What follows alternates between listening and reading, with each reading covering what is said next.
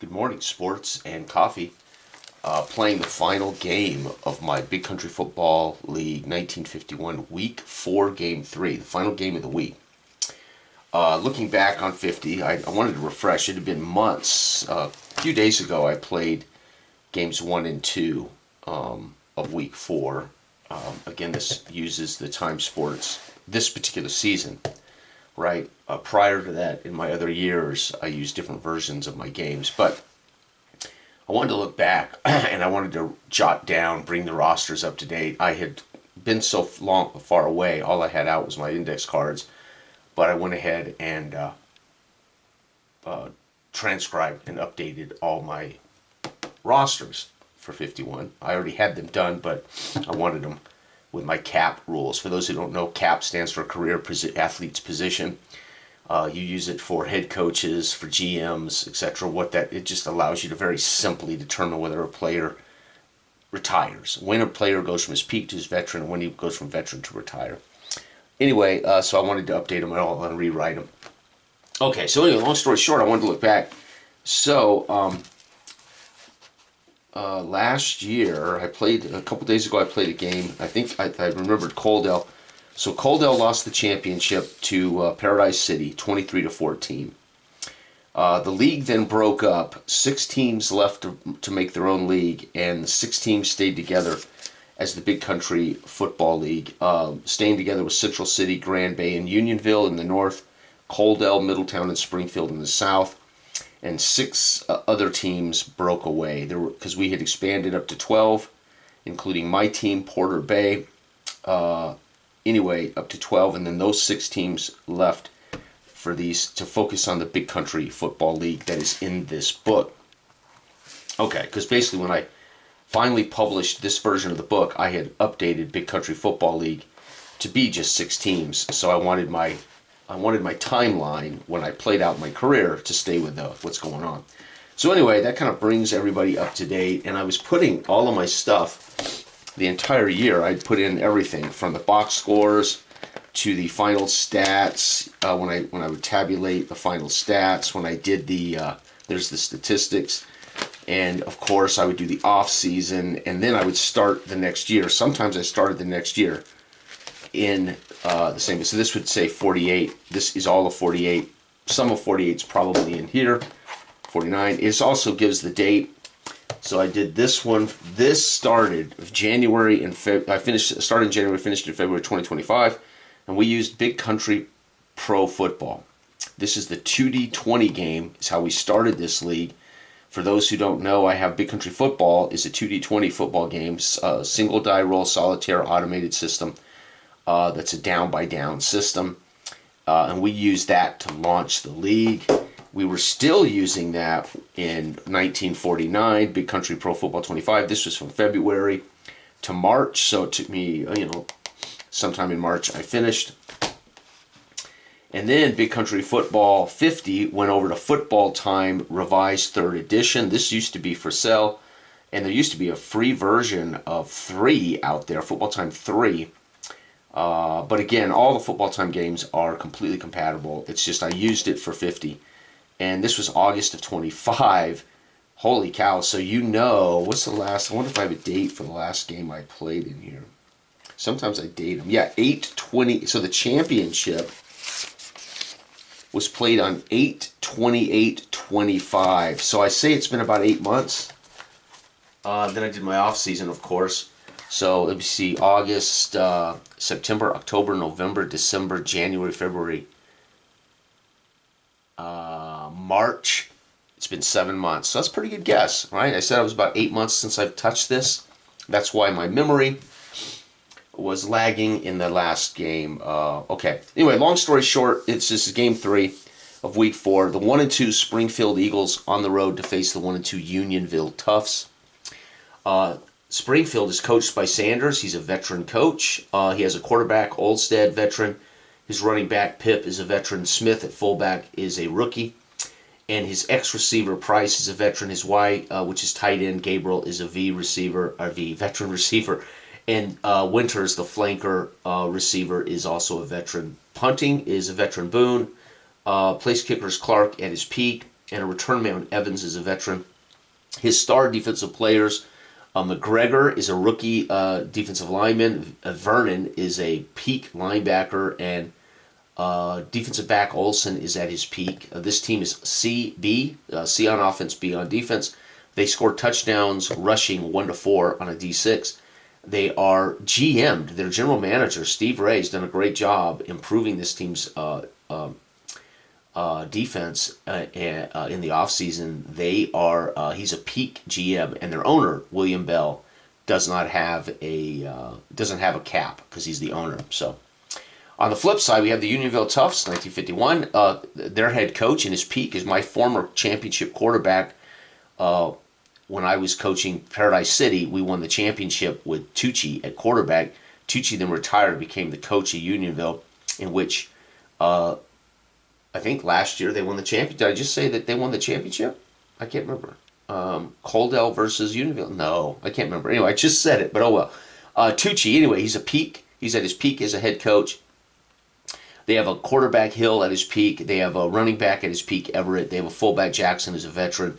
Their ex-receiver, Swanson's a rookie. They have a McDonald at tight end. He's a veteran. And they have a peak wide receiver who's their star receiver, Lord.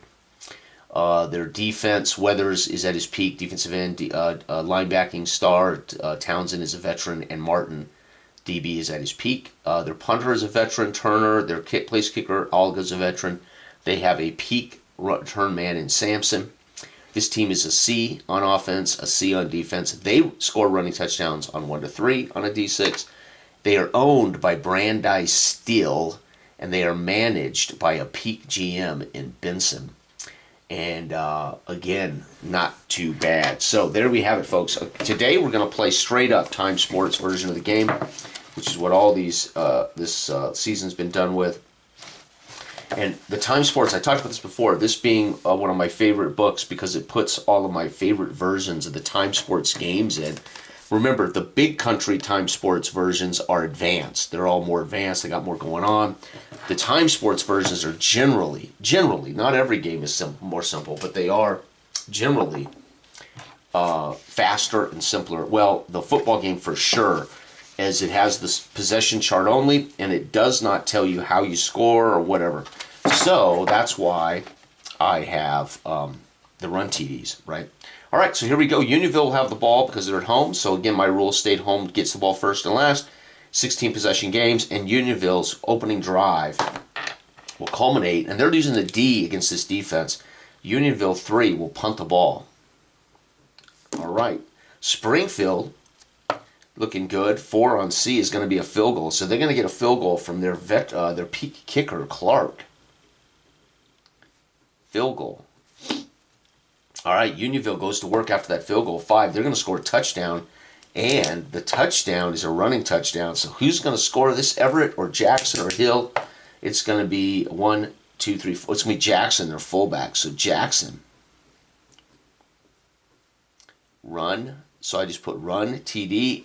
If I want to know the distance, if I can very simply just roll a 65-yarder, right? That's a little much for now, so I'm not going to worry about yardage.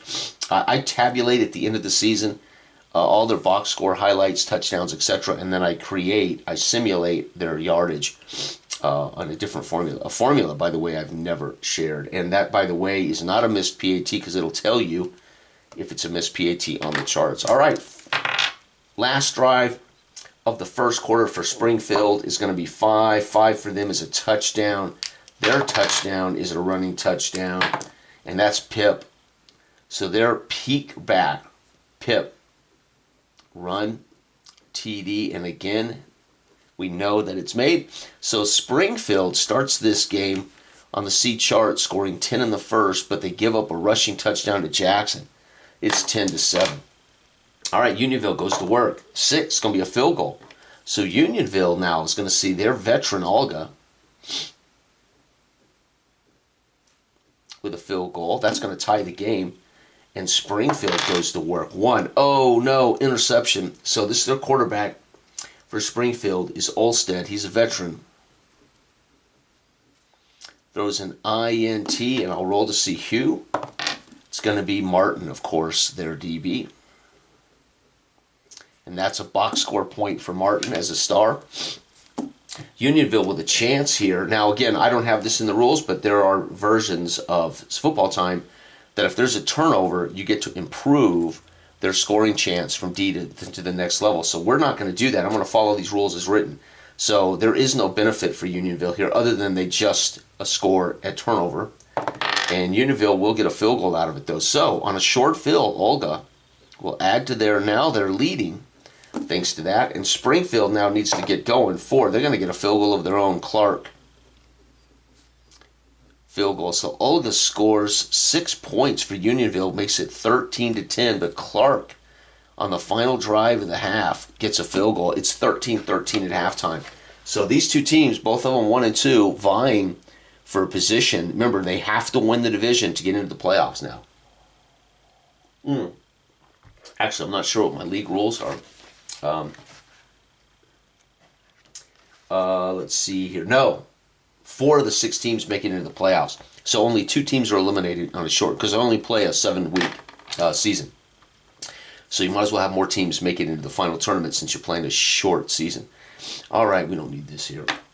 All right, here we go. So now Springfield coming out of the tunnel after a pep talk from head coach Sanders, the veteran. And let's see if they can turn it into something. The head coach gives them a pep talk, and then sure enough, they're going to go down the field, and Clark is going to kick his 3rd field goal of the day, giving them a lead. Unionville, after the kick return, too, is going to interception. So Unionville's quarterback is Peak Hill with an interception. Who picks it off for Springfield? Vernon, the linebacker. Wow, good job. Springfield, though, going to work now. Ford is going to get another Clark field goal. So Clark having a field day here on the road at Unionville. And Unionville was going to get 7. Is it a run touchdown? It is indeed. And it is Everett this time. So Everett, their running back, with a run TD, PAT. And Clark kicks 2 field goals for Springfield, making it 19. But Everett finds a way. After Hill's interception, Unionville rights the ship, drives down the field, and punches in a touchdown. It is 19-20. Hometown Unionville holding on by 1 point. Springfield starts the 4th quarter. 2, they're going to have to punt. Unionville would like to expand their lead on the D charts. They do. They're going to get an Olga field goal. That might be the game-winning field goal. Olga. Or Alga. Springfield has no choice. They've got to score 7. No, they're going to throw a pick. So Olsted, the veteran, throws his 2nd interception today. And he's intercepted by Townsend, the linebacker, Townsend, who is their star. The crowd erupts as Townsend gets a pick. And Unionville must complete the game. And they're going to get a field goal. So Olga isn't going to chance it with probably time remaining. Hits a game-winning field goal. Actually, it would not be. They're already winning, aren't they? They are. So it'd just be another field goal. All right, so Olga, for the hometown Unionville, makes 2 field goals. Springfield struggles, has to punt, and Olsted's picked off for the 2nd time, comes away with nothing. And folks, they will have scored 19. Unionville 26 points, and Unionville now 2-2. Springfield 1-3 on the week. And let's go back now. So how I track it in my notebooks. Springfield 19, Unionville 26. What do we get special here? Clark hit 1, 2, 3, 4 field goals.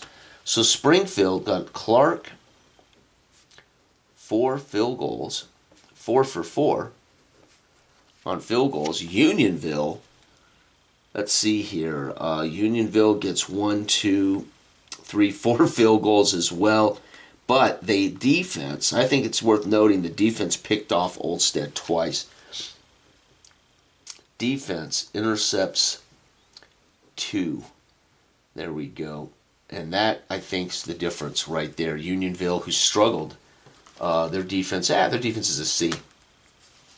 All right, so this would be games 1 through 3, and right, we go week 4, week 5, games 1 through 3, and then I'll shot in the games, and then I'll continue them. So again, when I talked about part of when I designed my games and started designing my games to publish, I mean, I designed my games in 2017. Before I ever dreamed I'd publish them, I was, working on them, and I was giving away free copies, and all the way back in I want to say 2019, actually, around COVID. Anyway, when I decided I wanted to publish them, I wanted to find a way to put them all in something tangible you could carry. It was easy to keep and store, but I also hadn't imagined that the games, when this would have been the photograph in the catalog, all you need, right? Big bold letters in the catalog, all you need to play, Graham Games, sports games, is a book, a die, a pen, and a notebook. And that in a nutshell is my philosophy. And of course you can spend as much time and energy recording and tracking any way you want. A lot of people, and I think I'm rare, I don't think as many people are pencil and paper. Most people now are on their iPads or their phones, and so I think most people use spreadsheets and Excel, and they're digital. Even if they're playing tabletop games, they're doing it digitally. Nothing wrong with that. But again, part of the name of our company, Candlelight Games, came from Dell and I's philosophy. Number one is the game worth the candle, which is how I review things in my life. Was that movie worth my time?